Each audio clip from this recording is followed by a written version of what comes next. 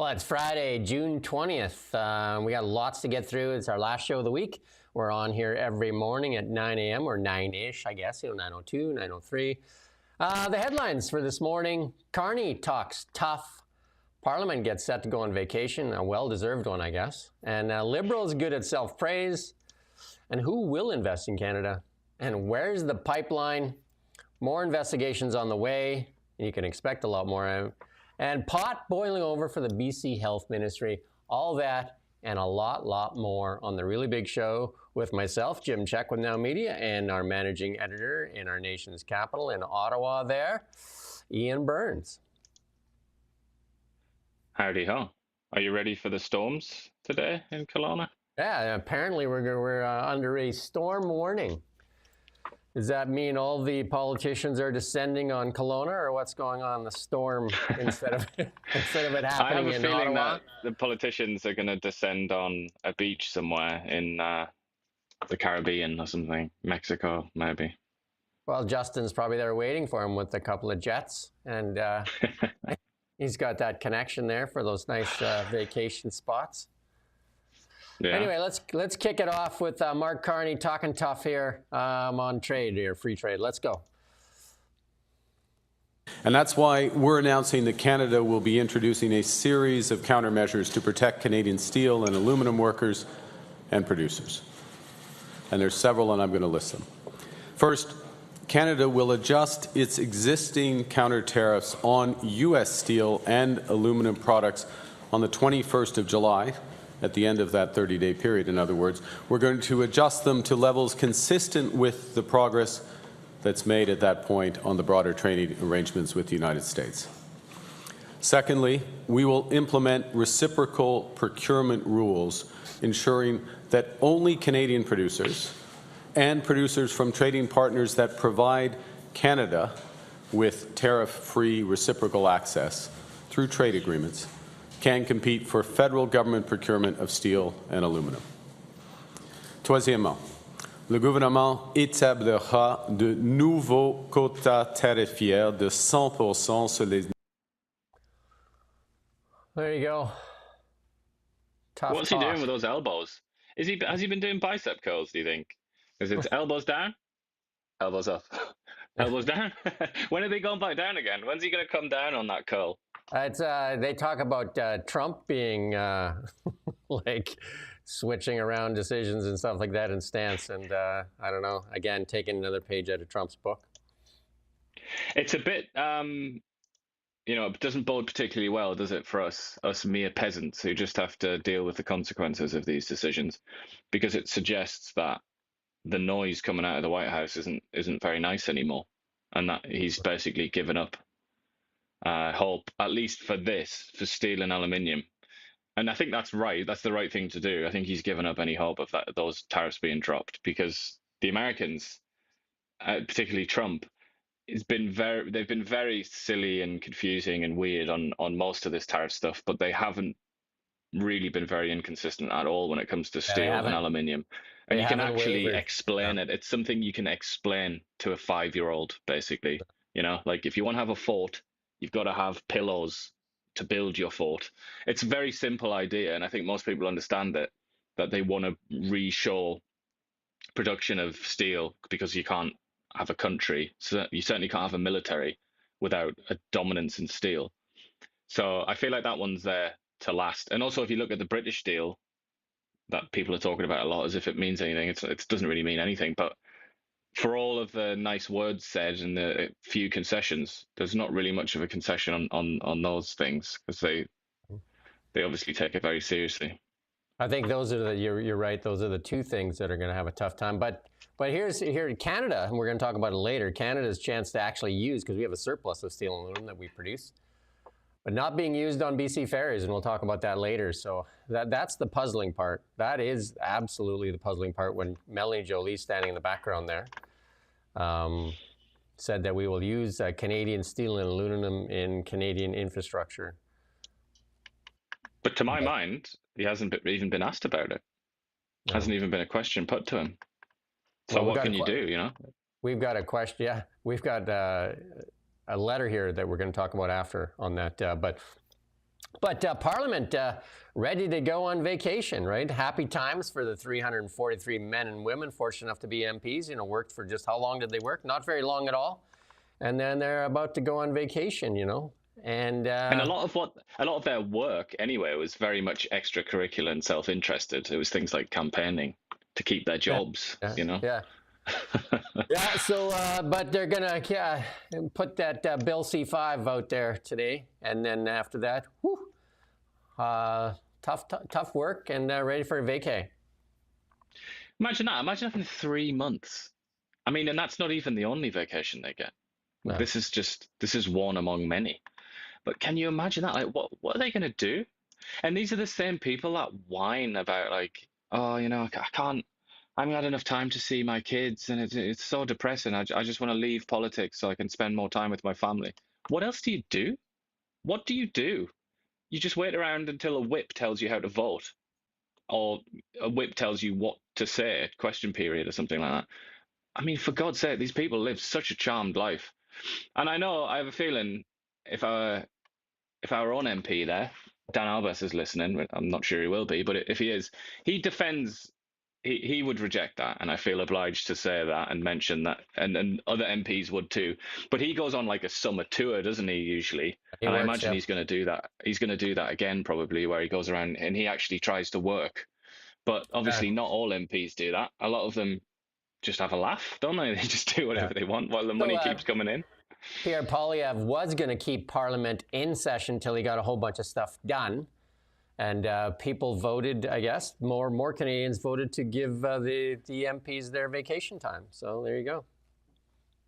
Yeah. And I mean, I've put in that little 5 things there. Their base salary is $210,000 a year. Yeah. But obviously, so many of them get more because it's easy to get little add-ons here and there. So they actually get quite a bit more than that. That's like, that's not an unheard of salary in this country, obviously.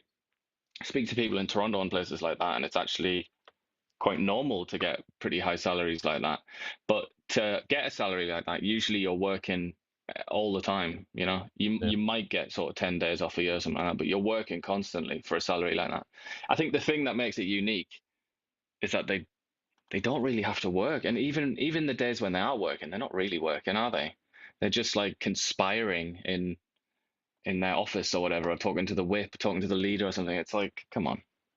Now, there's a lot of gravy on top of that mashed potatoes as well, with a lot of their travel paid for, a lot of their other stuff paid for, plus, like you said, their positions that they get nominated for, all kinds of. And then extra. The pension, lest we forget, which is just like a lifetime. It's the easiest pension in the world to obtain. I think it's only 6 years, isn't it? And then it's just a lifetime of security and comfort.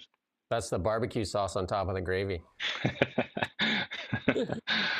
Yeah, and a nice beer maybe as well.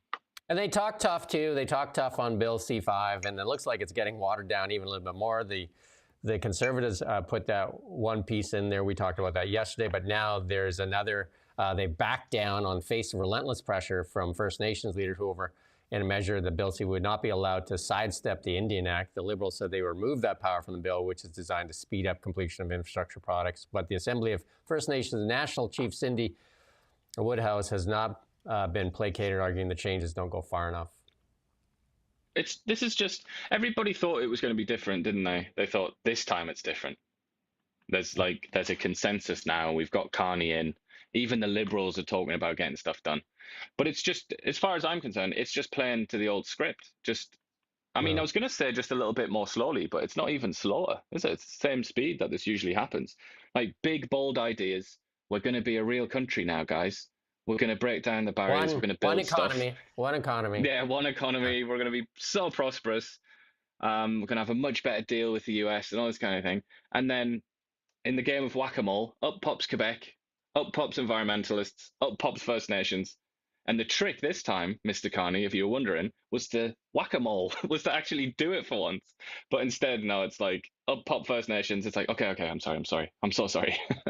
I'll completely change the legislation because you've complained. Then Quebec will Quebec's already had, the mole has already come up, hasn't it, with Quebec, where they just said, you're not having that pipeline, by the way. Carney's like, all right then, you can veto it, guys. BC's popped up. That's another mole. It's like, there you go. No, if you don't want it, BC, don't worry about it.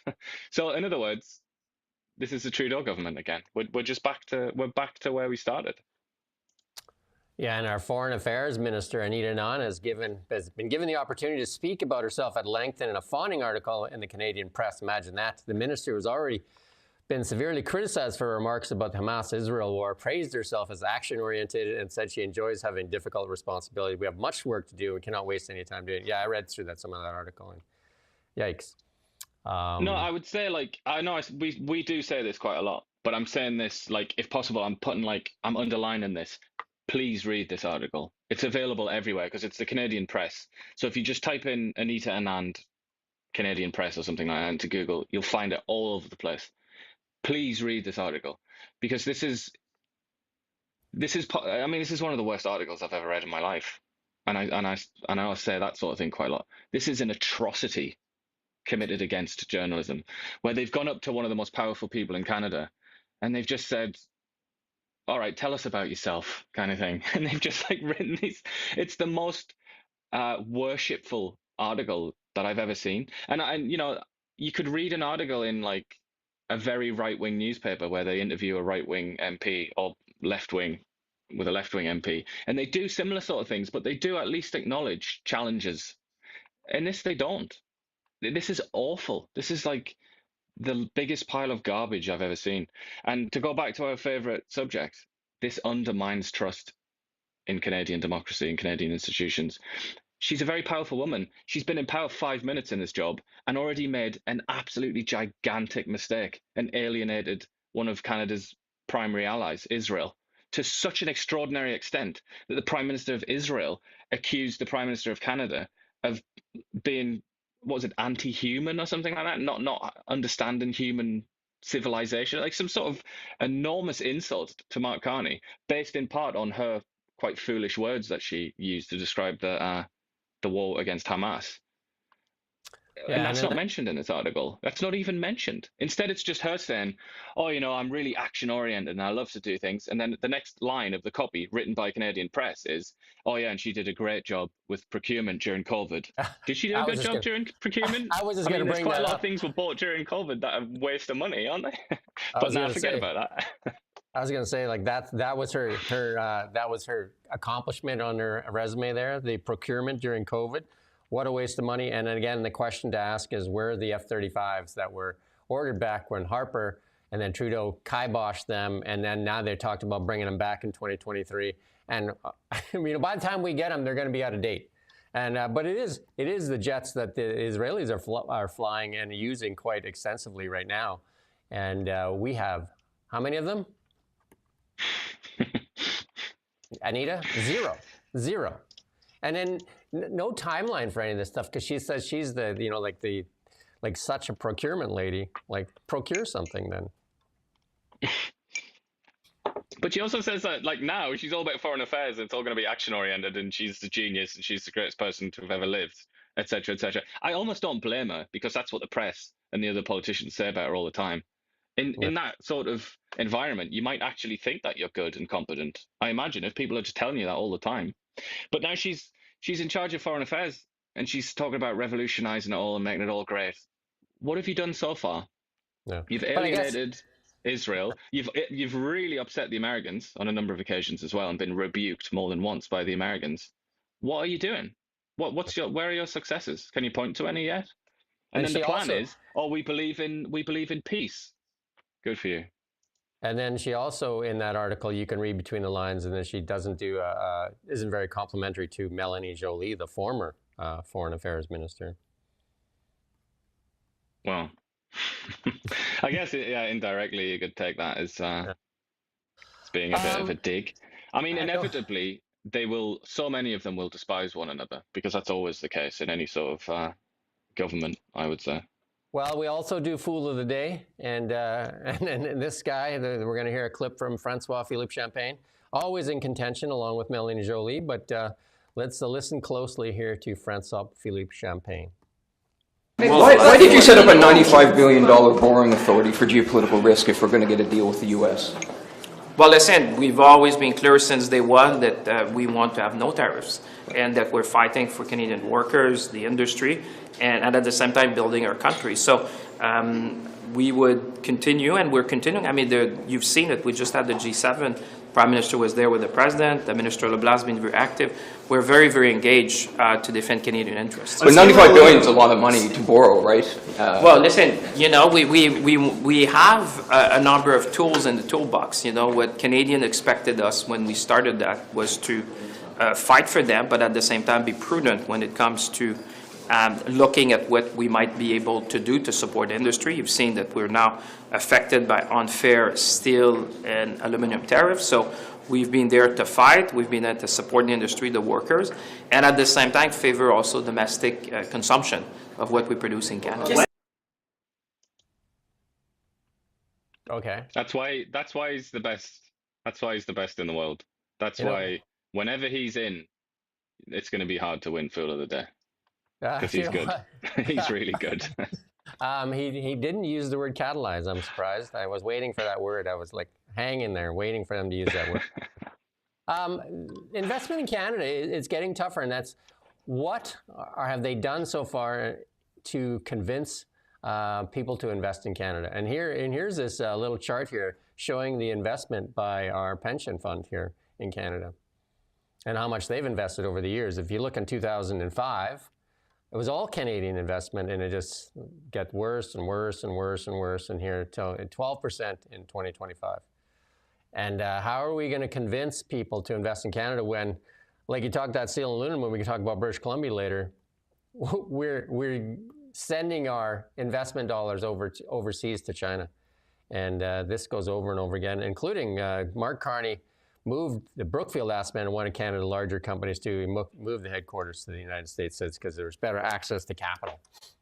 So, I don't know. And he also made sure to move pension funds out of Canadian tax jurisdiction, didn't he? Which, again, undermines faith in Canada for the ordinary person, but also for big institutions. One of the people that continues to fight for Canada, and I know a lot of people have a different opinion, but it's Danielle Smith, and she's showing off this Nanos poll that says 73% of Canadians supported Eastern Pipeline from Alberta. This is from a while ago, this poll. I don't know why she's saying new Nanos poll. But yeah, I mean, undeniable that many polls, I mean, basically every poll that I've seen during and since the election has shown this. But I mean, you know, and then both Pierre Poilievre and Mark Carney in a very vague sort of ambiguous fashion, you know, gave their support to pipelines and the building of energy infrastructure, let's put it like that. And that means that 90% or something, or 80% of Parliament consists of MPs elected on platforms like that, and yet apparently it doesn't matter because a minority in the country can complain, and then the roller coaster just crashes. The train goes off the tracks, and suddenly democracy doesn't matter anymore. It doesn't matter that the vast majority of the country wants something to happen. You know, is it any wonder? Again, here I go. But is it any wonder that people have no faith in democracy to solve problems? Have no faith in the Canadian government to actually do even the basics? Why is anybody even asking that question? It should be so obvious. Yeah, and then Quebec downgrades projections of emissions reduction, and guess who they blame? They blame Trump. It said it's been forced to scale back its projections of greenhouse gas emissions reductions because of Donald Trump. The province said the U.S. had created a challenging environment for advancing climate action, which does not allow the deployment of measures so quickly and effectively as planned. What's so funny is they talk about how cruel it is, and they've done this loads of times, that the federal government has got rid of the federal carbon tax, because they're sat there like absolute, you know, if you want a fool of the day, it's got to be just Quebec, hasn't it? Full stop. Because they're sat there with their stupid carbon tax, and they're just like, oh, we can't compete. Like, this isn't fair. Just get rid of it. Yeah. And then some MPs are protesting a cabinet bill that will prohibit cash deposits at the bank of $10,000 or more. And then, you know, Holly Doan Blacklock story says that, you know, a Strawberry U-Pick collects over $10,000 in cash a day. And so they're making it really, really hard. Bill C2, this is that other bill from that cabinet minister that is likely not up to the task. Bill C2, an act representing certain measures related to the security of the border. States, banks, credit unions, charities, and other federally registered business must not accept a cash payment, donation, or deposit of $10,000 or more in a single transaction, or in a prescribed series of related transactions of $10,000 or more. Mandatory reporting of $10,000 is already in place. You just have to say where you got it from. But why is it always $10,000? I mean, that just seems ridiculous after decades of devastating inflation. Yeah, it's been around forever. As is highlighted here, $10,000 to a small business isn't really that much money, is it? They never adjust those numbers, right? Like $10,000 has been around forever as a thing. It's just like, remember we talk about the psychology of numbers when we talk about the market? They just seem to have this psychological number in their head, and they're just like, it's 10,000, even though 10,000 is worth by like 5 today, right? So. And it might have made sense once. It might have been somewhat reasonable once, but yeah, and I mean, now it just seems to be it's capturing everyone. Yeah, and then Bill C2 also repeals legislation dating back to 1867 that prohibits postal inspectors from opening your letters deemed suspicious. Current search powers are limited to larger parcels. The bill also grants police new powers to interrupt mail in transit. Currently, police are limited to flagging suspicious mail for investigation after delivery. Bill C2 would give the government to search people's mail on a whim, said Conservative MP Carrie Diotte. This does not help catch criminal. The bill is referred to as the Strong Borders Act, where there's a poison of plenty in it. Mail, something we once saw as sacred, was untouchable. It was a criminal code offense to open mail. Now the government wants to open it, inspect it, and use it against us. There you go. I find that funny when it says repeals legislation dating from 1867. Something happened in that year, didn't it? That maybe should be pointed out, like the invention of the country. But so this is, it's completely unprecedented then in that case, isn't it? It's literally something that's never been allowed in Canada since the existence of Canada. But here we go. Strong borders means I'm looking in your mail. So they've got a problem with immigration that and just like vetting. People coming in. And then they look to, instead of fixing that, they look to fix some of the tools that these people have been using. Do you know what I mean? And then just, instead of fixing the real problem, they're going after, just like they did with Airbnb, and there's a housing crisis, so we got to find a villain. And in this case, they're going to find the mail as the villain as opposed to dealing with the real crisis. And it also happens to give them lots more power as well, lots more control over people. And that was the story of the war on terror, so-called, wasn't it? Where to fight Islamic extremism, they decided to basically persecute the majority of the population when they just wanted to go on a plane and do all sorts of other things. And they justified it saying, Islamic terrorism, guys, although they stopped using the Islamic bit when that started to become uncomfortable for them. But I mean, I would say, I think some of this as well is probably related to all those fentanyl precursor chemicals that people get sent, don't they? And people send drugs by mail and the materials necessary to produce drugs. And I don't really know what you're supposed to do there. I don't know if dogs can sniff out fentanyl precursor and things like that. I think it's actually pretty much impossible. But what I don't understand is how they're not going to open everybody's mail. So it's still going to get through, isn't it? Unless you have some sort of system of doing it en masse. And this gives me some hope because, again, the committee hearings now in Canada, the Liberals don't have the NDP to squash all the investigations. And here's another one that just got reopened. The MPs vote 5-4 to reopen the 2024 investigation into that $9 million luxury penthouse for Tom Clark. Investigation had lapsed on April 28th. So the Commons Operations Committee voted yesterday 5-4 to reopen that investigation into that $8.8 million Manhattan penthouse for New York consulate Tom Clark. The Liberal MPs, do you think they opposed? Where were they on this motion? They opposed the motion. Liberals don't like to waste money on investigations, right? They don't want any investigations on the GC strategies, but they're not getting their way because they made sure the NDP was decimated, or the NDP did that for themselves. So there goes their help in this. This is where the Conservatives and the Bloc have some power to open up these investigations. It's very interesting times. And this is what I mean. All of the fanfare and fireworks and celebration and like, let's build a statue to Mark Carney and all the rest of it going on in a certain side of this country. This is a much weaker government than Justin Trudeau's. Like, remember that. Bear that in mind. This government is fragile. And I think, the polls suggest that Mark Carney actually and the Liberals are increasing in popularity, though, at the same time as this government's weakness becomes apparent. So the sort of instinct or the temptation on their part to call another election will be strong, I think, if his popularity continues to grow.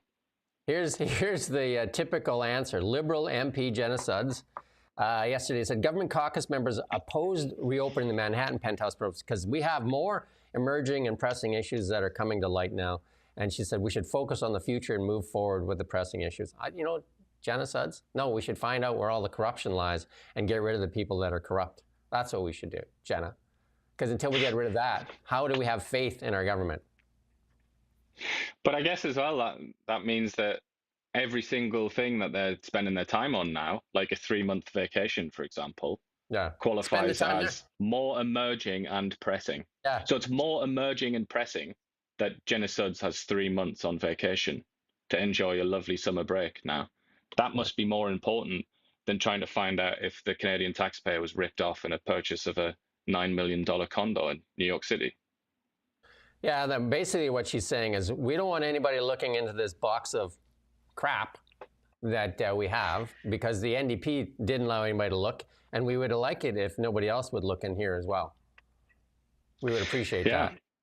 But it's a similar, this is just another, the other side of the same coin of, stop politicizing things. Yeah. All you ever do is politicize. Like, we need unity at this difficult time for our country. And that's just another way of saying, yeah, we messed up and made a mistake and it's humiliating, but shut up about it because I don't want to talk about that. Thanks. Yeah. That line has been used way too many times, and as media should not be tolerating it, and this fawning media definitely shouldn't. Well, we won't tolerate it, and we're working on a lot of the stuff here in British Columbia, and the BC NDP are trying to do that right now. And we'll talk about it here in a bit. But this is it's tough for accountants. This is Auditor General Karen Hogan. This is tough talk for them because accountants are very much, they like to couch everything. I'm an accountant as well. She said she's baffled by serial irregularities in federal contracting. And she said, I recommend the government find the root cause. Yes, more investigations. There you go. More, and dig deep. And let's get more investigations. Let's open up the COVID stuff. Let's open up all that stuff, and let's dig into it. And the auditors in the June 10th report said federal managers' involvement in irregularities may have breached an act of Parliament. The Financial Administration Act, the findings targeted GC Strategies, now blacklisted Woodlawn Ontario supplier, awarded more than close to $100 million in information technology contracts until its offices were raided by the RCMP in 2024 on suspicion of fraudulent billing. Auditor Hogan yesterday said she could not explain the hiring of companies like GC Strategies. What is it about the procurement process in the federal government that a staffing company is the mechanism typically used for IT service? She asked the Public Accounts Committee. It is because the procurement process is complex, and for those delivering those services don't want to wade through all of that and are happy just to go through a staffing company.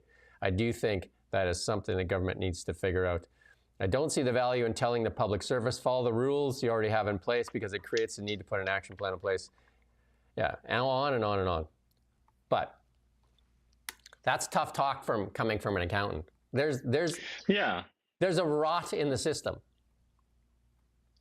That's very true to highlight. I mean, a lot of people will listen to this or they'll read the reports and they'll not quite understand that point that you've made, which is like these people are basically in a straitjacket.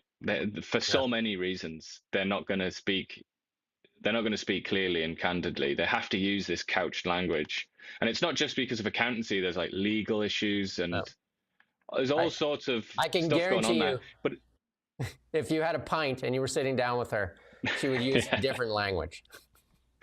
Yeah, exactly. But if you read between the lines, if you're abreast of these matters and you know the story a little bit, and then you read between the lines, this is damning.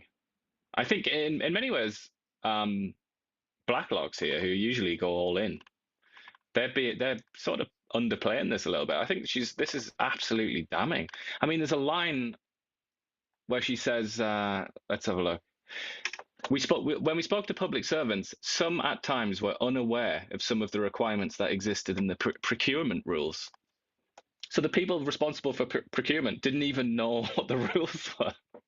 Who's in charge? These will be people all on like six-figure salaries, absolutely like living it up in Ottawa, and they don't even they quite literally don't know what they're doing. And she's just said that. We just talked about the procurement expert that has it on her resume earlier. So Anita Anand obviously didn't explain it very well. It's a good laugh, isn't it? And you wonder why so many people want to work for the government, either on the political side or just as government staff. I mean, what a laugh! What a laugh it is, and nobody's ever punished for mistakes. Like, another question that might naturally follow from this is: so they broke the law. Are they going to be arrested? Are they going to be fired? Are they going to be? What's going to happen to them? The answer is nothing. They'll be sat down having their nice lunch right now, enjoying a 90-minute lunch break or something like that in Ottawa. It's just a laugh, isn't it? They're probably going to get promoted. I can remember once when I was doing an audit when I worked for a CA firm, and we found fraud. We were very careful on what we used words to. This is irregularities, right? Irregularities, because it's tough to make that accusation without making a formal complaint to the RCMP or something like that. So regularities is the word you would use. Yeah. So the Auditor General, this is another one here. This is a conservative, and I was going to play the clip, but I mean it's just kind of the same stuff. The Auditor General confirms GC strategists got paid without proving they did any work, and supposedly they're supposed to prove they got the work, and they didn't prove any work, and that's part of that was in this clip. It says they're supposed to show the work they did to get paid. I know, like, I've seen a lot of stuff in government contracts. Like, if you're a small business trying to get anything from the government, they make you do paperwork through the yin-yang. But obviously, GC Strategies knew a way to do it to circumvent any of that, or they had the right people at the top of the chain that just kind of put the stamp on everything that they sent in. Wonder why. Some damn fine procurement there from the Ottawa, wasn't it, during COVID? I think you're probably one of the best students of history in the media landscape, and I would challenge anybody to be stronger than you at it. But yeah, this one must puzzle you. Diplomats celebrated the Soviets, and they celebrated none other than Stalin. Like, Stalin has a spectacular history, and I'd use spectacular in a very sarcastic way. I mean, yeah. The only reason that we don't look at Stalin as being the most evil man in the history of the world is because he was our ally of convenience fighting against his main competitor, Adolf Hitler. That's literally the only reason. If things had gone different, his name would be as poisonous as Hitler's. And in fact, as you see in this article here, it is in some places, like among Ukrainians. And some other people, Poles, despise them as well. Canada's ambassador to Russia has drawn protests after celebrating with tweets and flowers our diplomatic relations with Stalin. One Prairie senator, the descendant of Ukrainian homesteaders, yesterday expressed revulsion. Ambassador to Russia, Sarah Taylor, recently tweeted commemorating the establishment of diplomatic relations with the USSR, Stalin's repressive totalitarian regime responsible for the deaths of millions in the gulags and through mass starvation. Stalin. My mother. So I'm looking at it here, and it looks like she hasn't name dropped Stalin here, has she? She's just said on this day in 1942, Canada and the USSR established diplomatic relations. I mean, obviously she hasn't thought, has she? And to be fair to her, there have been bigger gaffes committed, like Justin Trudeau's colossal stupidity in inviting an SS soldier to Parliament to be clapped. But to be fair, she is the Russian ambassador. She understands Russian history. No, that's correct. It's not like she understands Russian history, but maybe she doesn't understand Canadian history is the problem. You know what I mean? But like even the Soviets aren't much, or the Russians aren't much fans of Stalin. And well, funnily enough, Putin has started to soften on Stalin quite a bit lately, which sort of makes sense given the turn that he's taken. But I think, I'm willing to get the bayonet on for anybody that's stupid enough to praise the Soviet Union or Stalin or whatever. But I feel like she's fallen into a trap that most people do fall into, I think, which is thinking that the Soviet Union was a normal country, particularly during the Second World War, rather than something similar to Nazi Germany. That has to be, you always have to couch whenever you discuss the Soviet Union, I think you have to bear in mind that you're talking about a country that is pretty much the equivalent of Nazi Germany. Bear that in mind. In many ways worse. And she hasn't. But, I mean, for all we know, it was some 23-year-old uneducated child who's fresh out of university that composed that tweet, because those are the kinds of people that do that job, But probably this highlights why it shouldn't be a kid's job. It should be a very serious person's job to communicate on behalf of our diplomats. Melissa Lantsman, an MP, conservative MP, calling out Melanie Jolie. And she said, perhaps you can call Anita Anand, follow your lead, but this time for real, based on actual things that happened. This is in regards to the hospital that was bombed by Iran. And that's an earlier tweet from Melanie Jolie, and that one that Israel was accused of bombing, and then it turned out that it wasn't. Yeah, that was quite embarrassing for a lot of people. So that tweet is still there, is it? Oh, no, I guess not, since she's taken a screenshot of it. But I mean, look, these people, but like the Liberal Party's picked a side in their very sort of ambiguous fashion, very wishy-washy way.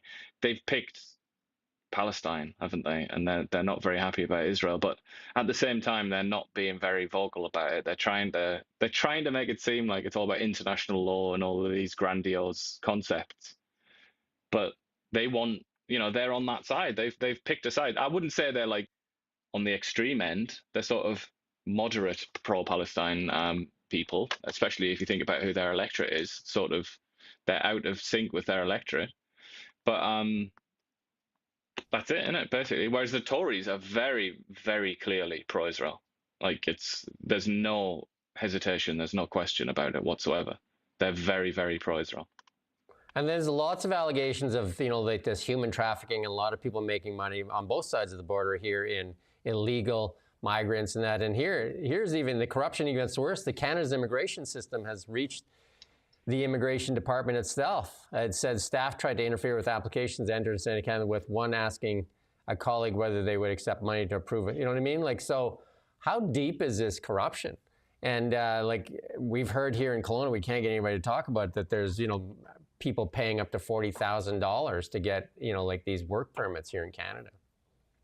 Well, not to go all anti-immigrant, anti-myself here, but I did think it was a bit funny when I did my citizenship exam, the ceremony, that basically every member of staff from IRCC was foreign, certainly, but I think probably Canadian citizens, but they were not just foreign, but like they didn't really speak English very well. I'm just kind of thinking, like, you're the boss of this. You're the boss of making me a citizen of this country.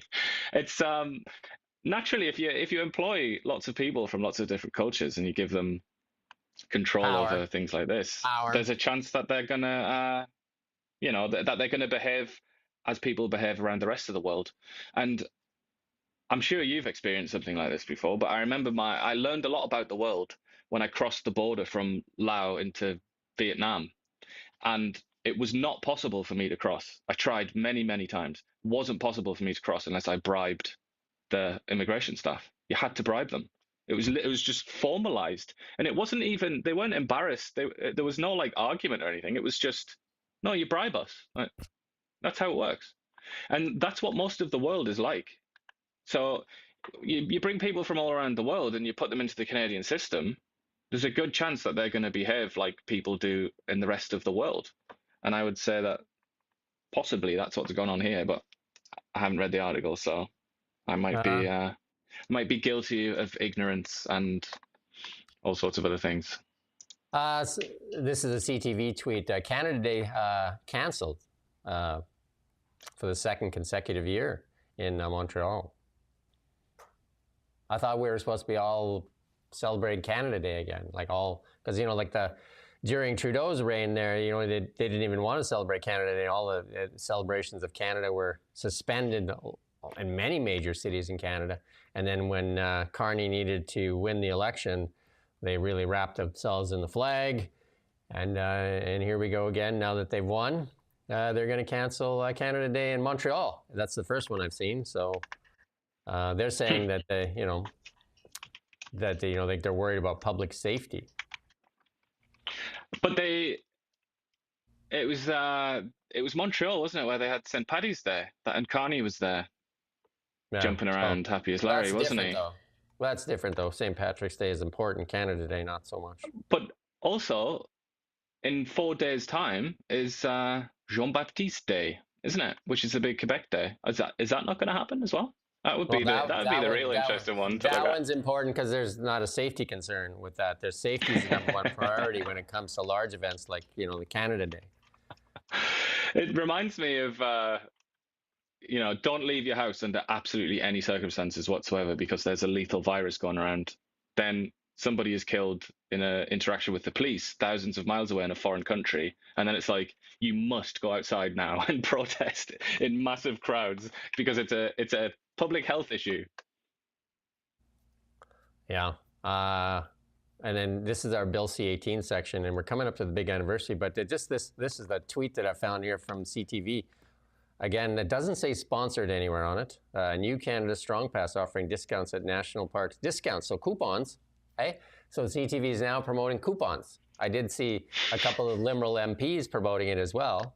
Fair enough. It's their program, and they're promoting it. But why is CTV promoting it? Well, why are the Liberal MPs promoting this, even though a lot of Liberal MPs probably see that this is garbage? The answer is because they want to keep their jobs. Wow. Why is CTV promoting this when they know it's probably garbage? Maybe it's the same reason. But yeah, you and I, we talked because we had one of our reporters actually do it, and you made them actually go and get,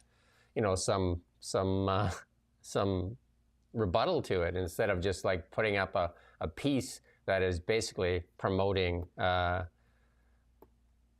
coupon, really, for the Liberal government. And there was nothing, the Conservatives hadn't even said anything about it, which sort of is interesting as well, why the Conservatives weren't bothered and the other parties.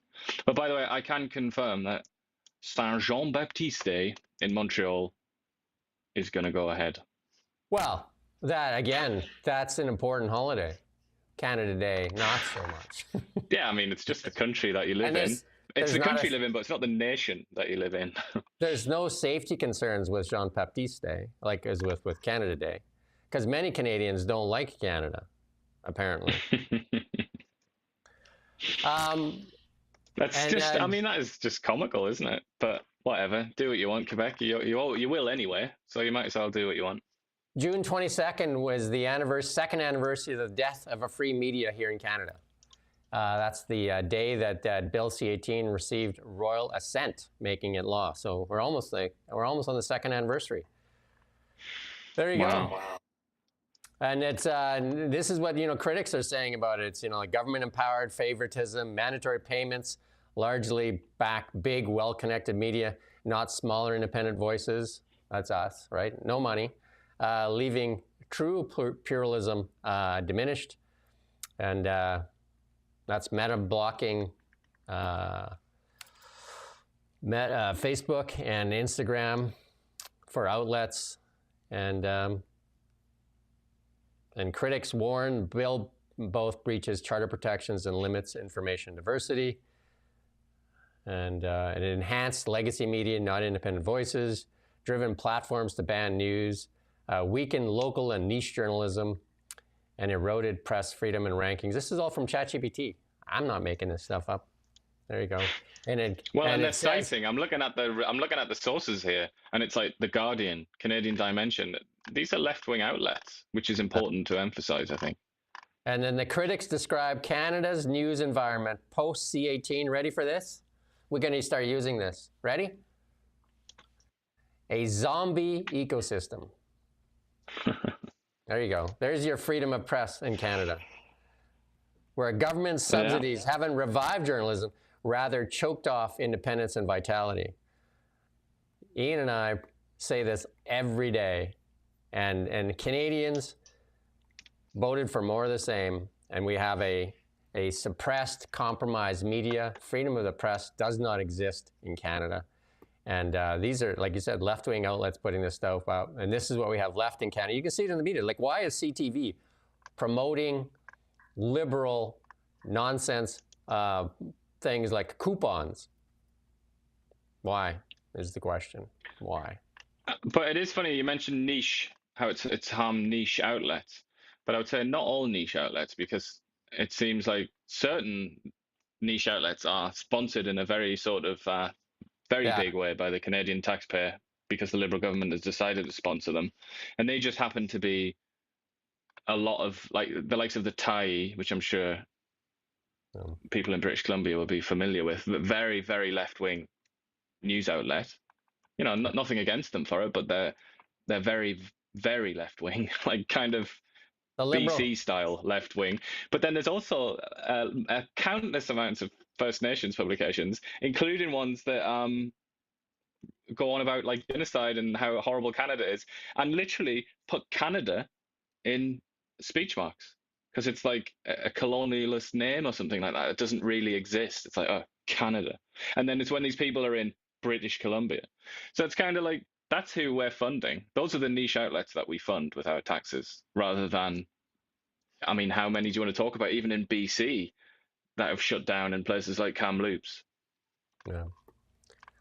Anyway, 2-year anniversary. And even Stephen Fuhr, the MP here, the Liberal MP, said it needs to be repealed. And yet, is it? No. Well, Stephen Guilbeault's just said that it's immoral to criticize it. So there you go. We'll move on to some more international news. This is a Palestine action break into the RAF. What the kind of security is at the RAF? And they damaged two military. Is the answer. They damaged 2 military. We're going to play a little clip here. Turn the sound off, though. Yeah, thank you.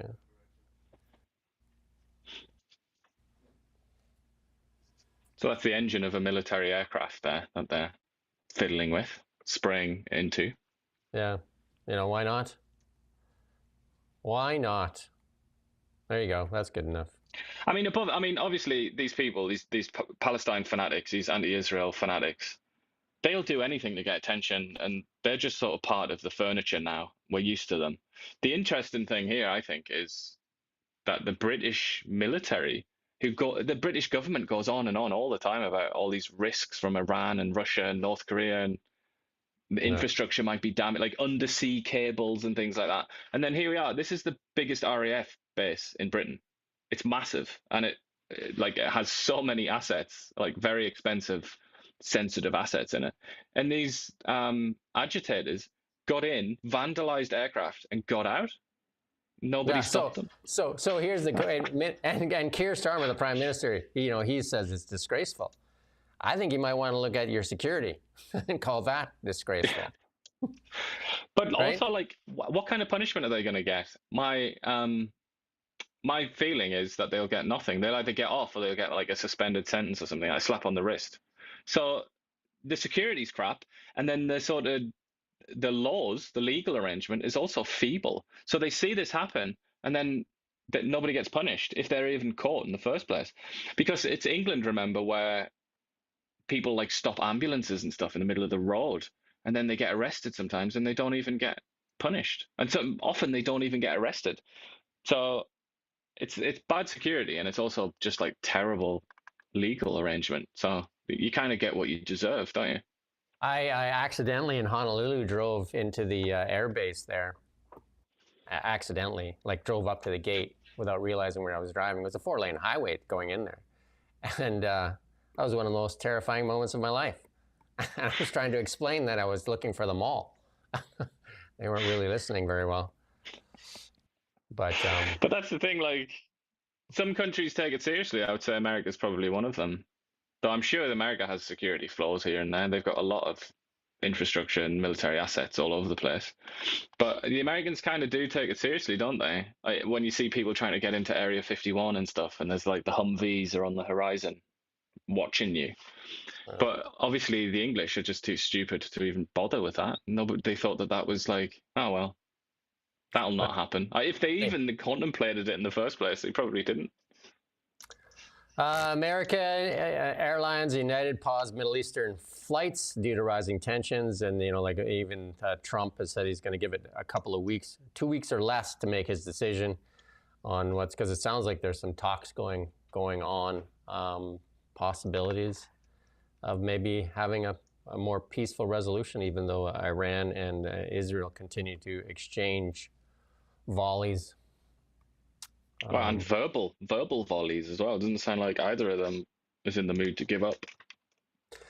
And I put this in here because this is interesting. This girl, Sophie Cunningham, is the WNBA is really Caitlin Clark there really brought a name to the WNBA, and all of a sudden this girl just like her jersey is like sold out, and she's rising quickly because she defended Caitlin Clark. We'll just play a small clip here on Caitlin Clark because she gets bullied quite a bit, and I guess she's the Wayne Gretzky of the WNBA right now. Let's play this small clip here.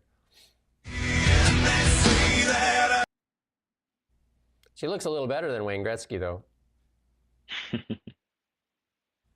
And there's Caitlin Clark getting fouled and then slapped or whatever, and then, getting bullied quite a bit. And then just in the next play, this one here, this is Sophie saying, okay, this is how we foul. And then there you go. So anyway, she's making a name for herself in the WNBA and getting people to watch. Yeah, which is pretty hard to do, isn't it, usually? So they got a couple of stars now that are really drawing people into it. And there you go. I got, look at that. I even played the clip. Yeah. But, and then let's move on to BC and local news. And this is a mess. This is an absolute mess. And yesterday, a letter surfaced that was written in 2022 that really made this look even worse. And that there's been criticism on the interior health, the operation of interior health here for a long time now. And the ministry is going to have to address this. You put this story up yesterday. Maybe I'll let you go through some of it. Yeah, well, this letter, I mean, it's in full in this story. If you scroll down to the bottom, basically the letter is it's the mayors of Vernon, Kelowna, West Kelowna, Penticton, and Kamloops 3 years ago. So it's Colin Basran in Kelowna at that time. And they're just writing, talking about all these problems that they're having. So it's a letter to Adrian Dix, who used to be the health minister. All the problems they're having in interior health. And one of the main problems that they highlight is lack of communication from... Communication, yeah. That's from the exactly CEO specifically. Who's Susan Brown, the same woman then as now, and she's under attack again for various reasons. All the drama at KGH, the pediatric ward being forced to close down, and doctors have come out saying it's really bad to work there. Yeah, culture of fear, which Susan Brown acknowledged. She said, "Yeah, I acknowledge there's a culture of fear."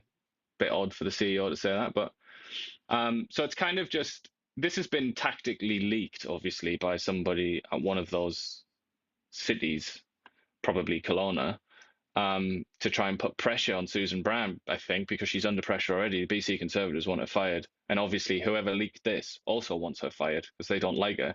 Because I would assume that the same situation prevails, that there's not enough communication and that they resent that at City of Kelowna and these other cities. But yeah, I sent an email. It's all about interior health, this letter. It's sent to Adrian Dix. So it's sent to the BC government.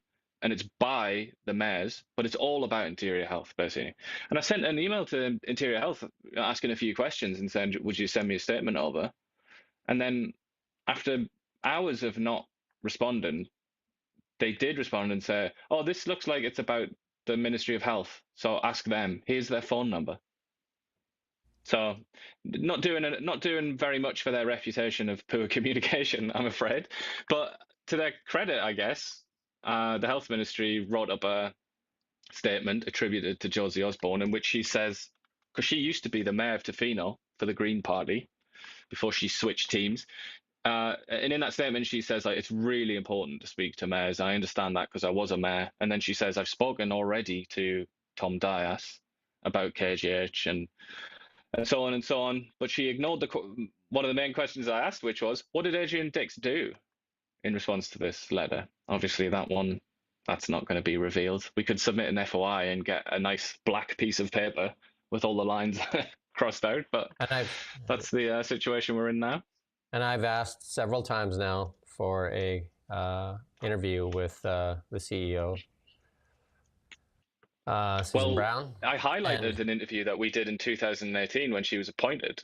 Yeah. And that's well worth watching. It's in that story as well, because she talks about all the things that she's now under attack for, about how important it is to communicate and have a good culture and respect workers and things like that. I keep getting told that they're looking into the interview, the possibility of an interview. And I have interviewed 3 elected MLAs here in our area, Gavin Dew, Christina Lowen, and Macklin McCall, all of them in regards to this. And I have asked for an interview with Susan Brown a couple of times. Well, everybody's speaking about it, aren't they? Except the person that's being attacked. Although she did write that op-ed, to be fair. Yeah, and then, there obviously needs to be a change in direction here. And I don't understand, like, interior health is a mess, and it's not interior health even, but interior health, definitely a mess, because we have another ER closure that we can talk about here too. Another disaster for Lillooet is ER shut down on Friday and Saturday. So this goes way past just KGH. This is like, this time, this has been one of the worst hit ER closures in BC Interior this year. And we've written about that extensively. And then it's not just interior health, though, I want to say, because there's also Fraser Valley, and it says that how many times have we asked Adrian Dix when he was the health minister for an interview or a comment or anything? And just, it seems like they don't believe they answer to anybody.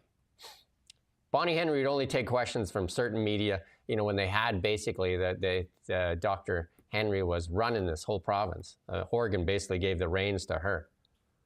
Well, she flew around in helicopters. She's hard to get a hold of, yeah. Was promoting barbecue sauce, selling shoes, promoting her book.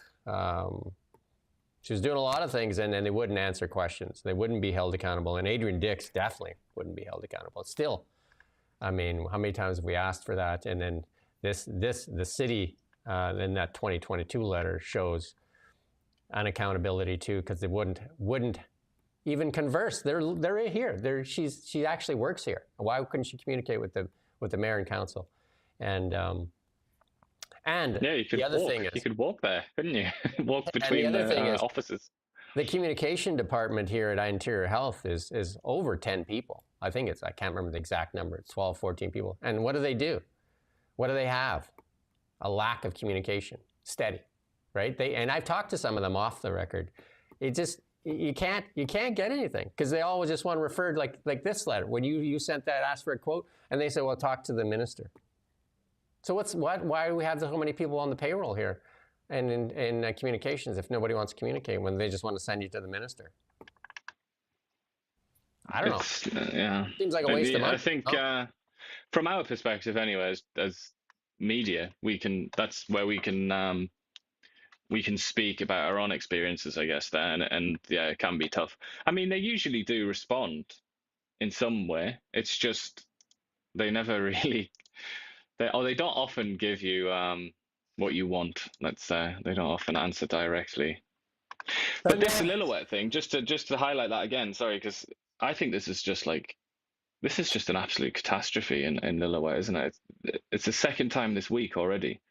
But Friday night, that just struck me there. So it's from 7 a.m. today all the way through till 8 a.m. on Saturday. Friday night must be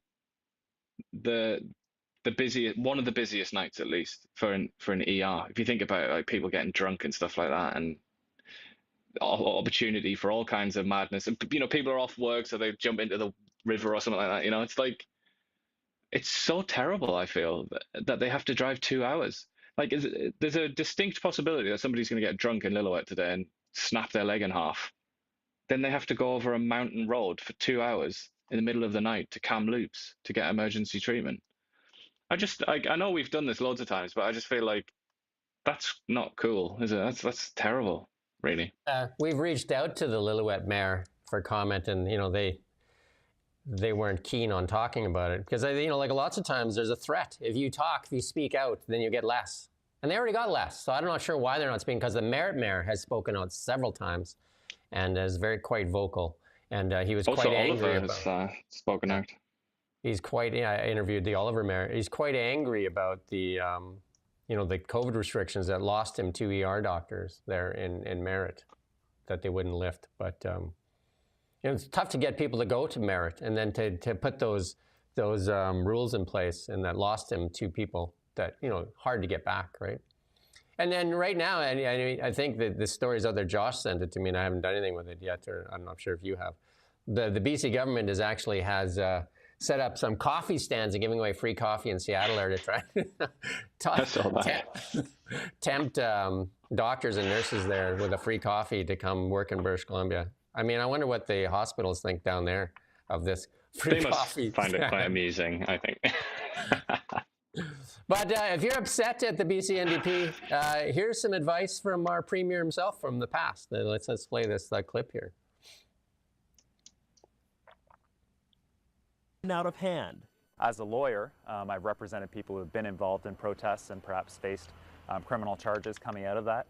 An activist himself, Dave Eby says one of the main reasons people have taken to the streets is because they feel cheated by their government. I understand. Yeah. But you do have a right. You do have a right to protest on the And as a lawyer, I've represented people who have been involved in protests and perhaps faced criminal charges coming out of that. An activist himself, Dave Eby says one of the main reasons people have taken to the streets is because they feel cheated by their government. I understand. Yeah. But you do have a right. You do have a right to protest on the property, just when it changes over from a protest to a campsite, right? Yeah. There you go. So if you're upset with the BC government over healthcare and all that kind of stuff, David Eby's got your back.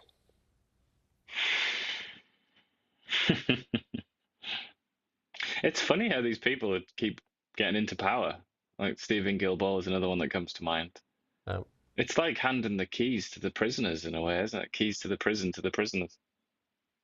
And then, like I said, we talked about this over and over and over again. There's so many pots on the stove, the NDP stove, that are boiling over, absolutely boiling over. And just absolutely just like health, and then this BC Ferry one too. This could well be their biggest scandal yet. And this is another person saying, you're the skipper, you're the one in charge. And then this is the one, Rob Shaw put this out there, and Dan Elbus pointed out that Friedland sent a letter that she wrote to David Eby on the Chinese state-owned ferry shipyard. And Dan's asked for the copy of that letter, and the NDP are not really coughing up the letter. Imagine that, another letter out there that they're not willing to share. Release the letter. Hey, release the letter. Let's have a look, Mr. Eby, because we have a right, don't we? That's quite interesting from Freeland, though. That would certainly get.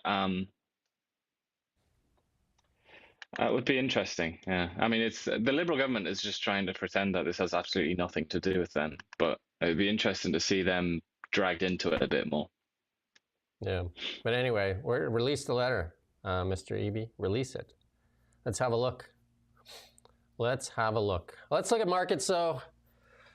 This is a big one here. Canadian retail sales, we talked about, because they were all promoting about how retail sales were up last week, because that was that people were front running the auto tariffs. So retail sales fell 1.1% in May, largest drop in a year, and that really was had to do with people like fronting, like trying to rush ahead of some of the tariffs that were coming in, right? So, and the economy not doing very well, and but in the markets then generally, right now, markets are, again, still muted as people are wondering what's going to happen here. Like very little going on. Gold, again, as I just try to find it here, gold is, again, marginally, not much change in gold either. And then Bitcoin. Bitcoin was up this morning when I looked earlier, and it's down a little bit right now. Again, still hanging into that 100,000 range. They're kind of bouncing around there at 103, almost 104, so not really moving much. And yeah, so not much going on in the markets. Market's kind of hanging on. And then there's this, the billionaire, the Chinese billionaire out of Vancouver there, is facing some pushback on those leases that she's trying to get from Hudson Bay. And they're saying they don't want her. The mall owners are saying they don't want her in the mall. The document says landlords representing 23 of the leases that the group 25 Ruby Lee purchased won't approve the plan and would oppose any potential future forced assignment. So, but no more details are released other than that. So yeah, you got an image up there that doesn't pertain to that. But yeah, let's see. Elon Musk's X offer is to offer investment trading in the super app push. And we'll see if that comes to bear in the technology section that we're kind of like talking about now. So there you go. And also it says introducing credit or debit card as well. So it could be a payment app too. Well, again, Elon Musk, I mean, the first thing he wrote was Zip2, which was basically an online directory. That's how he got his start. He sold that. I think he got 30 million or 20 million bucks out of that first deal, plowed that into X.com, which he owned way back, which was PayPal and that. So PayPal, he hung on to the term, the domain name X.com, sold PayPal, made a couple $100 million, I think, on that one. And then parlayed that into SpaceX and into Tesla, and then bought X later with the money from Tesla when he sold shares in Tesla to buy X. And so he has this thing for the word X anyway, or the letter X, and his little one is one of his little ones is called X. Yeah, very very odd. I've never known anybody with such a strong interest in that letter. I wonder what it's about. So if you want to get a job with Tesla, maybe make your middle initial X or something. Maybe you can. Anyway, more in the tech stuff here. It says, I watched that interview with Elon Musk, and he says he's done with politics. And he said, why fight on the beach when you have a 100-foot tidal wave of superintelligence coming to remake everything anyway? So he said it's kind of pointless. And so why did you do it then? Yeah, I guess he wasn't thinking. I think he got his nose bloodied in that one for sure. Tesla's and Model spent a lot of money as well. Tesla's Model Y robotaxi service will run between 6 a.m. and 12 a.m. midnight every day of the week. And Sawyer Merritt, a guy that follows Tesla very well, and I follow him, said he's been invited as one of the first people to use the robotaxi there in Austin on Sunday. So there you go. It's go time. Why would you shut them down at the quietest time on the roads? That doesn't really make sense to me. I have no idea. And this is, like the Canadians, they're pushing for this EV mandate. And this guy posted this of this Ryan. We follow him on X as well. And he says, like, look at all the cars just in this small kilometer on the 401. And said all those got to be converted to electric. That's just 1 kilometer of the 401. Just like there's no thought. Such a disgusting sight, isn't it? What a horrible thing to look at that is. I've been on the 401. That is a disgusting sight. It just doesn't move. And but you just say all those are going to convert to electric. Good one. Good one. Well, the thing is, if they did convert to if they went over to self-drive, it might actually be possible to move, because then you wouldn't have idiots slamming their brakes on at the wrong time and causing the chain reaction. It's a slinky, right? It's like a slinky, and it's a really slow slinky sometimes. And here's Brian Lilly put out this piece. Stellantis ramps up gas-powered vehicle production at Windsor. Again, if you don't drop the EV mandate, all these legacy automakers are moving back towards gas cars. Like they're investing billions. Like I think GM is investing close to $1 billion in a new gas engine. They're not going to stick around if you're going to punish them with an EV like a $20,000. I think it starts next year. If they make more than their allotment, they got to pay a $20,000 tariff on each vehicle made over their allotment, and that's going to get passed on to you, obviously, because they're not going to eat it. It becomes difficult though for them to laugh off people like Danielle Smith when she says, let's build this pipeline for the next 50 or 60 years or something. Their instinctive reaction now is, nobody's going to be using oil in 60 years. Yeah. Like, we're going to be way past peak oil then. Don't be silly, Danielle. You silly girl. They can't do that anymore if they drop this mandate and come to the realization that people actually still want to drive gas cars and that they still have a use and a purpose, and therefore that demand for oil will persist. And I am not a proponent of either. I think let the technology determine where it goes. I drive an EV. I drive a Tesla. And I also have solar on my roof. But I also believe that people should have a choice. And there's some areas I've lived in northern Alberta, northern British Columbia, northern Manitoba. And I know that the EV wouldn't be the best choice up there. And most of Canada is tough. It's a rugged area that requires gasoline cars. And but here's Elon Musk with solar power in China will exceed all sources of electricity combined in the USA in 3 to 4 years. China has made a huge investment in solar, and that's what we're missing is investment. And that's the point of this, not just investment in solar, but investment. And, Canada leads in SMR technology, yet we don't deploy it. I think we have one going into play in Ontario, but that's it. In British Columbia, they don't want SMRs. They don't want anything nuclear. They don't want natural gas because Ford has tried to get that LNG plant here for backup power here in the Kelowna area. Said no. So they like windmills. They like wind turbines, don't they? But I don't think that's going to be enough, is it? Or even close to enough to fuel the future. To rub two sticks together because you might release some carbon. So, but then the obvious conclusion is that what's going to happen is what happened in Europe and in England as well, which is rationing, either formally or indirectly, informally, like rationing through price. More power, or rationing literally from the central grid, saying, "Okay, you've had enough today." More power from the government that refuses to be held accountable. There you go. But it's like, how many times have we heard now that the future is energy in terms of data centers and all the rest of it, like and computers, that this is going to take massive amounts of energy, and EVs, obviously that's another one. We keep hearing it, and then we sort of turn. You're looking at that, hearing it, and then you turn to look at the government wherever you are in the Western world, and they're just like shooting themselves in the foot. Other than the Americans that are going whole hog on nuclear, coal, LNG, gas, and here's Canada saying they don't want any of that. They want, I'm not sure what they're going to get the power from. Hydrogen. But we're going to be hydrogen. Good one. Again, we can pull up that chart of Ballard and show you where hydrogen's at. And here's our health section, and then we have this doctor, I follow him quite a bit, explaining to you, the colors that are put into even like salmon, farm salmon. Let's play a little clip here from him here. Is the consumption of tap water. I mean, you have to stop all of the consumption of tap water, or you have to... okay.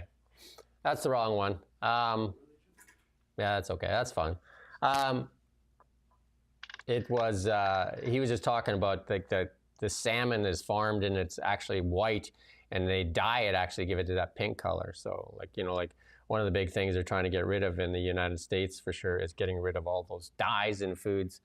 That imitation crab you buy as well? The one you buy? For the sushi, for your cheap sushi. And then it's red, and then if you look at the ingredients on it, it's actually like crushed up beetles that are actually causing the... Yeah. Well, it is, isn't it? It's quite a famous beetle, isn't it? Because they've used it for a long time now. It's a fancy name. With a C. Yeah, it's a really fancy name that you can't pronounce, but it's actually just crushed up beetles. So is it? I think I've seen it here. Cochineal or something? Yeah, that's it. There you go. Yeah. It's quite a famous animal. Or cochineal? Is that how you pronounce it? Cochineal? Okay. But again, like dyes, like try to avoid them. Certainly when they have like very strange names, like they have like 10-syllable names and then usually a number at the end. It's like, yeah, maybe give that a miss. Yeah, we're into that the section here. Are you serious? And we got our Fool of the Day to do. And Brett there says most Canadians haven't been up north. Yeah, I've lived in High Level, Alberta, Fort St. John, Dawson Creek, Thompson, Manitoba, and traveled all throughout the north there for a long time. And it's a beautiful place. It's a different kind of beautiful. And I think most people that come to Canada should spend some time in the north before they get to move to places like Toronto, and Ottawa, and Vancouver, and Kelowna. But anyway, let's go to this. Here's our memes for today. We are in a real crisis created by this guy who was advised by this guy. So it's a loop. It's a circular loop. We're in a simulation. It's a loop. This is an AI one, but here's this guy talking about property in Canada here and some of the values. Hey, dream home hunters! Brad's back with unbeatable deals across Canada. Let's tour some steals. First up, Toronto. One bullet hole, tons of charm, just 2.3 mil. Next, Vancouver. This cozy studio, aka someone's illegal laneway shed, has ocean vibes if you squint. Only 1.9 million. Over in Victoria, this rustic retreat is perfect for minimalists who love tetanus. Prime location near the dump. 1.7 million, baby. Finally, Kelowna. This modern condo is ready for your Pinterest dreams or an exorcism. Just 1.5 million. Call me before it's gone. Brad's Bargains, where your wallet cries. They even have Kelowna. There you go. I don't know why did he become Australian for one of those houses? Not sure, but I think we gotta put in Melanie Jolie because she wants to be considered for Fool of the Day, and we're gonna play this clip here. Ambitious, isn't she?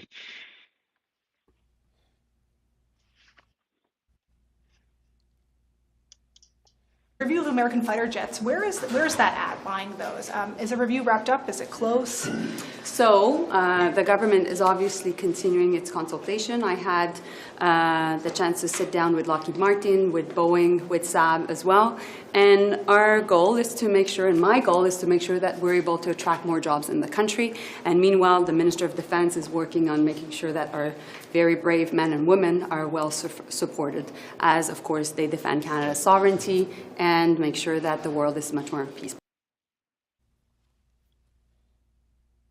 What do you think her reaction would be if she asked you a question that she really wanted to know the answer to and you answered it like that? I have a feeling that she would start pulling your eyeballs out. She would get very angry. Why does she think it's okay to do that to the Canadian people then? This is her every time. The only thing she knows how to do is respond with a non sequitur when she's asked a serious question. The question is, and we asked it earlier, when is Canada buying the F-35s? The question really should be, when is Canada going to have political representatives that respect the Canadian population? Because she obviously doesn't. That is not respect. Their answer is like, let's have a committee and let's dole out more money in this, what the Auditor General called a procurement irregularities. But it's just like, I need these people keep us safe. The Canadian men and women in uniform who keep us safe. What? You what? What are you talking about? Answer the question. This is all the people that voted for more of the same, and this is here's your meme. I hate thinking. There you go. Elbows up. I mean, usually I find this a bit crass, this kind of meme, but it does seem to be rather apposite at this time. There were a lot of people that just thought, and it's not trust the government. I think that's the wrong way to phrase it. It was, I trust Mark Carney, wasn't it? That's what it was.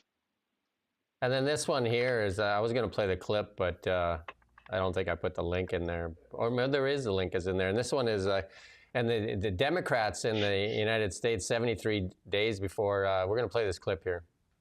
Mr. Secretary, I want to go back to some of your earlier testimony, be sure I heard it correctly. The 76-day period you're talking about, that's the period between the time that President Trump was elected and President Biden left office. Is that right?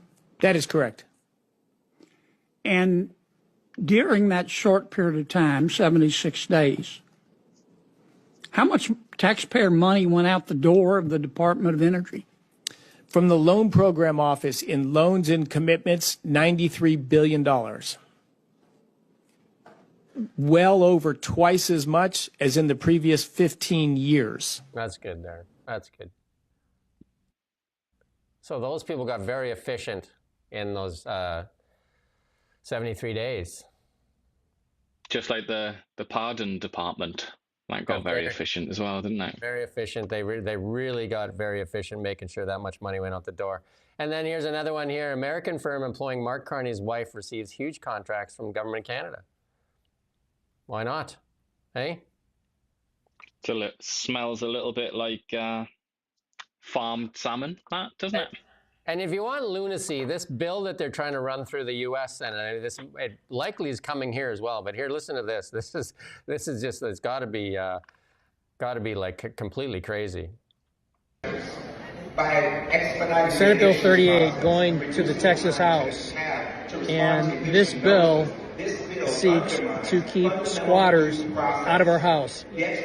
Democrats have fought for 2 hours for the right, I don't even know how to say this, for the right of people that don't belong in your house to stay in your house in the event that you leave for a month or two and a squatter goes in and takes your house over. Democrats are fighting for the ability of those people to be able to stay in your house. It's the most jacked up thing I've ever heard. Squatters' laws are absolutely nuts. They're insane, aren't they? And they're all over the place. It's like it's worth having a look at what it is in your area before you go on a long vacation. Well, I mean, this kind of nonsense will likely come to Canada at some point. I mean, some of the stuff that they've done already with people's property is ridiculous, right? Like this Airbnb thing that happened here. Like, there's so many people angry about it in BC over this thing, and the NDP are not even considering to listen about what they've done to the tourism industry here and to people that have invested in, again. My big question from all of this today is, what will convince Canadians and companies in Canada to invest in Canada? Like, what's here right now that will convince you? When you listen to Melanie Jolie, does that strike confidence in you? Does that make you want to say, hey, like Canada sounds like a great place to invest? Philippe Champagne there, Francois Philippe Champagne. Does that strike confidence? Like, what is it going to convince these companies to come to Canada to invest? Unless they're going to get corporate welfare. Do you know what I mean? Like, Honda, how much did they get? Billions and billions of dollars to make an EV plant, which they now canceled. Northvolt, Lion Electric. How many should we name that are defunct now that took corporate welfare? Even one here, and it looked like, I can't remember the name, it starts with H, I think. I can't remember, I don't want to say it in case I get it. Yeah. I can't remember the name of that one. Yeah, that was a big one, wasn't it? Electric trucks, where they took the money, they took $10 million from the BC government and then said, yeah, no, it's not going to work here. So, I don't know. Like, fool of the day, though. Like, fool of the day, I have to say sorry, because he does try, and he does a really good job every single day, pretty much. Champagne. I am sorry, friend, but it's got to be Melanie Jolie for deciding to effectively give the finger to the Canadian public once again, while looking sort of unhappy to have been asked a question, which is another one of her specialisms. Yeah, so she did a bang-up job with foreign affairs, like a bang-up job, that Anita Anand is now in charge of. Now she's in charge of jobs and innovation. Industry, right? Yeah. Well, industry, it's three, isn't it? Industry, jobs, and innovation. So what is she doing about... Christina Friedland sent the thing for transport, but there's jobs and innovation that should be in there too for the aluminum and the steel. Where's her letter to David Eby?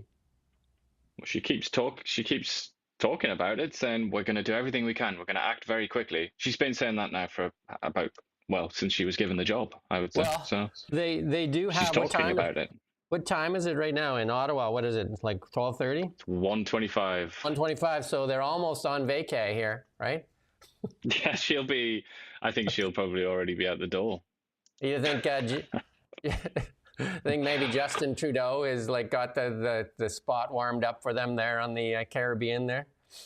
Got the place all set up? Well, they're certainly not going to be in Tofino, are they? Because all the sob stories coming out of Tofino, apparently it's just impossible to go there as a tourist these days. Although then again, Justin Trudeau will probably know someone, won't he, that's got a $50 million oceanside pad or something. I'm still waiting for the appointment of Justin Trudeau as the climate ambassador to the world from Canada to wag his finger at the other nations, and then his first visit will be to the White House to admonish Donald Trump. Yeah, I'm sure Donald Trump will allow him in the building. Anyway. That's our show for this week. If you like the show, we'd like you to share it and with people, get it out there, because Bill C18 continues to cripple us. They've taken away our audience of over 200,000, and they continue to hobble and cripple us while they support selectively media that is obviously compromised. So help us help you. How's that? Help us help you. Sounds like a deal. And also, you know, that's kind of the reason we're on YouTube as well, isn't it? It's important to remember, because the government, basically, like the federal government, basically legislated in such a, you know, ham-fisted fashion that they've basically directed us into this avenue rather than what we would otherwise be doing, which is good old-fashioned news. Good old-fashioned news, and we hope you enjoy the show. We're back next week. We'll be here at Monday at 9 a.m. Every day at 9 a.m. we're here, and it's usually it's over an hour. Well, we try to shoot for an hour, but it's usually like 90 minutes, I think, right? Because we get into a good chinwag, and they give us so much material. That's one thing, you know, with the Liberals winning. I mean, they've given us so much material. It's just a treasure trove. You know, like the CNN was lucky to get Donald Trump back because that's all they get to do is Trump, and we're, I guess, lucky enough to get the Liberals so they can just continue to feed us information. But they're going on holidays. What are they going to be doing for those holidays? When are they due back? Maybe they'll be there with them. It's a 3-month holiday, isn't it? Like they're gone for 3 months. And I think, till mid-September. That's when they're back. Yeah, and then we'll see if they can jam through Bill C5 today. And, you know, you didn't get your $850. You can, you know, look forward to, you know, like a couple of, enough for, what is it, Tim Hortons or something like that? A few cans of tuna, they were saying, yeah. Or cans of tuna, yeah, so there you go. So enjoy. And again, we thank you for watching Now Media. We don't just report the news. We live here too. We're your neighbors, bringing you stories that matter to all of us. No government funding, no outside influence. Kelowna Now, local, independent. News you can trust.